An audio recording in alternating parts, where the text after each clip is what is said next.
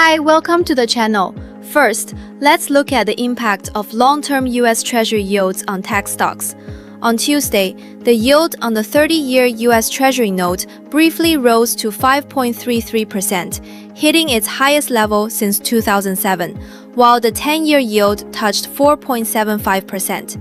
This recent rise was primarily driven by fiscal deficits and pressure from bond supply, AI companies competing for capital, as well as the Middle East situation pushing up energy prices and long-term inflation risks. Long-term interest rates not only affect corporate financing costs, but also serve as the discount rate for future cash flows. Rising yields reduce the present value of future profits for growth-oriented tech companies, increase refinancing costs, and enhance the appeal of Treasury bond allocations. On Tuesday, the Nasdaq 100 index fell 1.68%, and the Philadelphia Semiconductor Index dropped nearly 5%, indicating that highly valued and interest rate-sensitive sectors were under the most significant pressure. However, leading companies with stable earnings and cash flows demonstrated relatively stronger resilience, and sector divergence is likely to continue.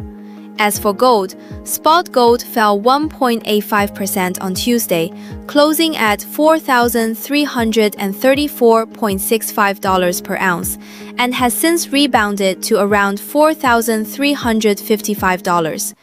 Energy inflation is pushing up long-term yields, increasing the opportunity cost of holding interest-free gold.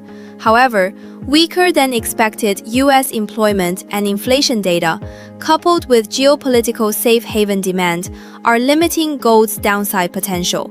From a technical perspective, the daily chart shows a recovery following a sharp decline, with support at $4,300 to $4,320 and resistance at $4,400 to $4,450.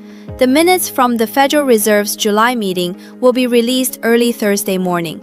If the minutes are hawkish, long-term bond yields may rise again, putting continued pressure on tech stocks and gold.